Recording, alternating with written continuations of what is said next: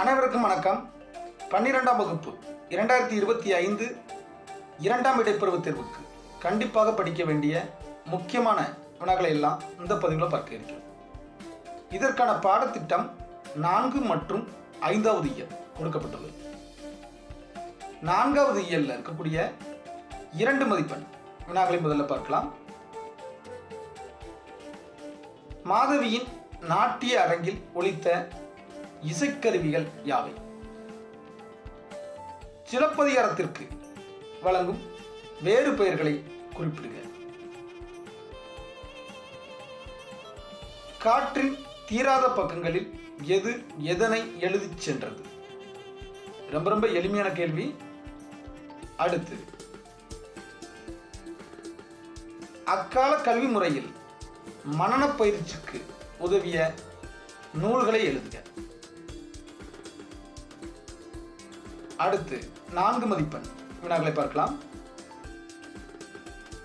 ஒருமுக எழினி, பொறுமுக எழினி, கறந்து விரல் எழினி விளக்கம் தருக. ரொம்ப எளிமையான கேள்வி, அதே நேரத்தில் ரொம்ப முக்கியமான கேள்வி. அடுத்து, மணலில் எழுதியது முதல் தற்காலம் வரை எழுதும் முறையில் ஏற்பட்டுள்ள மாற்றங்களை விளக்குக. அடுத்து, சொந்தம் எழுத வேண்டிய கேள்வி. அதாவது, நீங்கள் ஆசிரியரானால் மாணவர்களை எவ்வாறு அன்பால் நெறிப்படுத்துவீர்கள்? அதாவது, நீங்கள் ஒரு ஆசிரியர் என்ற முறையில் மாணவர்களை எப்படியெல்லாம் அன்பால் கட்டுப்படுத்துவீங்க என்ற தகவலை எழுதணும். அடுத்து 6 மதிப்பெண் வினாக்களை பார்க்கலாம்.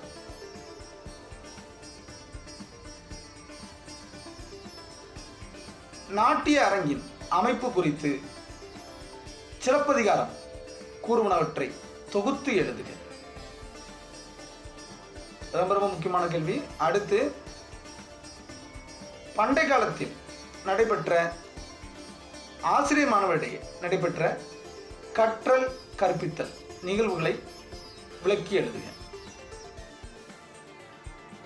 அடுத்து, சூரியனை பிரசவிக்கும் பாறைகள் என்னும் சிறுகதையின் மூலம் கருத்துக்களை சுருக்கி எழுதுக. அடுத்து, இலக்கண வினாக்கள் சிலவற்றை பார்க்கலாம். எண்வகை மெய்ப்பாடுகள் யாவை?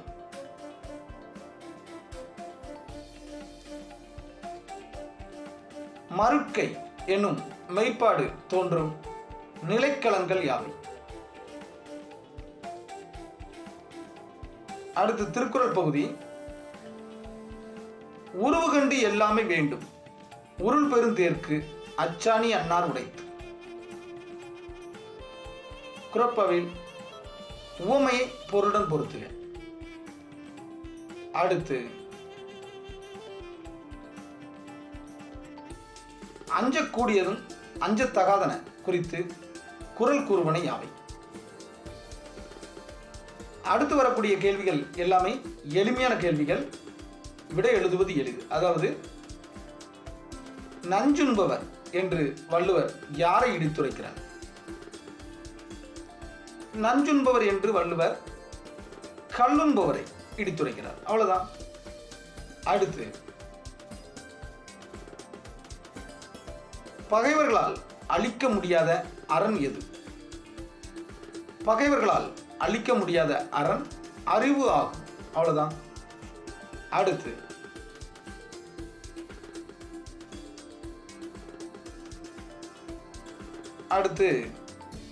வறுமையும் சிறுமையும் தருவது எது? வறுமையும் சிறுமையும் தருவது சூது ஆகும். சரி. அடுத்து 4 மதிப்பெண் வினாக்களை பார்க்கலாம். அறிவின் மேன்மைகளாக குறள் கூறுவன யாவை?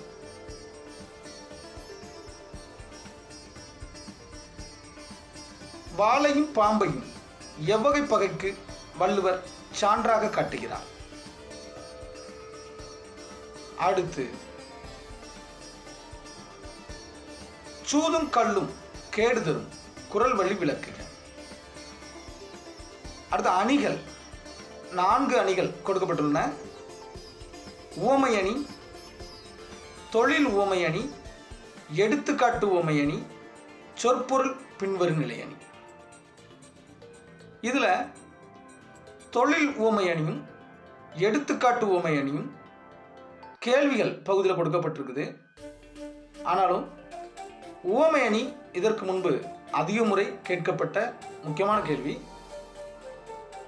அடுத்து 6 மதிப்பெண் வினாக்களை பார்க்கலாம். அறிவுடைமை வாழ்வின் உயர்வுக்கு துணை நிற்கும், திருவள்ளுவர் வழி விளக்குக. அடுத்து சொந்தமாக எழுத வேண்டிய கேள்வி, அதாவது திருக்குறள் ஒரு வாழ்வியல் இலக்கியம், விளக்குக. திருக்குறள்ல ஏதாவது ஒரு 5 அதிகாரத்திலிருந்து ஒவ்வொரு அதிகாரத்திலும் உங்களுக்கு தெரிந்த குறள் ஒரு 5 குறள்களை எடுத்துக்கிட்டு அந்த குறட்பாவை எழுதி அதில் உள்ள வாழ்க்கைக்கு தேவையான கருத்துக்களை நம்ம எடுத்துக்காட்டினா போதுமானது.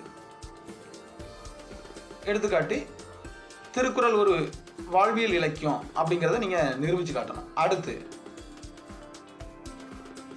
5வது இயல்ல இருக்கக்கூடிய 2 மதிப்பெண் வினாக்களை பார்க்கலாம்.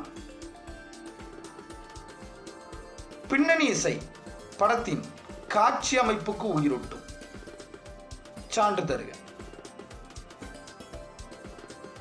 களிவிழா ஒளிவிழா, விளக்கம் தருக. அடுத்து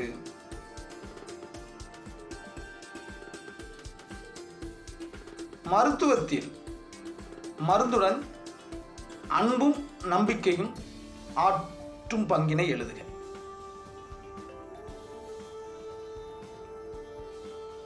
அடுத்து 4 மதிப்பெண் வினாக்களை பார்க்கலாம்.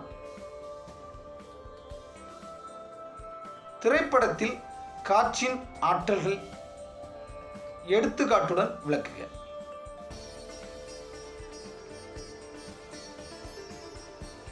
அடுத்து ராமலிங்க அடிகள் கந்தவேலிடம் எத்தகைய உறவு வேண்டும் என வேண்டுகிறார்? பங்குனி உத்திர திருவிழா நடைபெற்ற முறையை திருஞான சம்பந்தர் எவ்வாறு பதிவு செய்கிறார்? அடுத்து மனப்பாட பாடல்கள் 2 பாடல்கள் இருக்குது, 2ஐயும் கண்டிப்பாக படிக்கணும். திருக்குறள் மனப்பாட குறட்பாக்கள் இருக்கின்றன, ஒரு 8 குறட்பாக்கள்.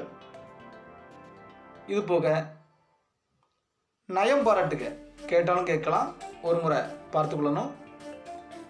அடுத்து இலக்கண குறிப்பு, பகுபத உறுப்பிலக்கணம், புணர்ச்சி விதிகள் ரொம்ப ரொம்ப எளிமையானது. ஏதாவது தெரியலன்னு சொன்னால் கருத்து பகுதியில் கருத்திடுங்க, அதற்கு பதிலளிக்கிறேன். அடுத்து 1 மதிப்பெண்கள் எல்லாவற்றையுமே பார்த்துக்கணும், உள்ளிருந்தும் கேட்கறதுக்கு வாய்ப்பு இருக்கும். அதனால் நூல்வழி பகுதியில் ஒரு முறைக்கு 2 முறை கொஞ்சம் படித்து பார்க்கணும். வேறு மொழிப்பயிற்சி பகுதியிலேருந்து கேள்விகள் வர வாய்ப்பு இருக்குது, அதையும் கொஞ்சம் படித்து பார்க்கணும். வேறு ஏதாவது ஐயம் ஏற்பட்டால் கருத்திடுங்கள். நன்றி.